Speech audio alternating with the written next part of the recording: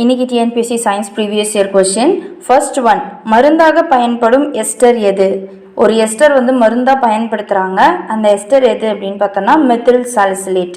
மருந்தாக பயன்படும் ester methyl salicylate.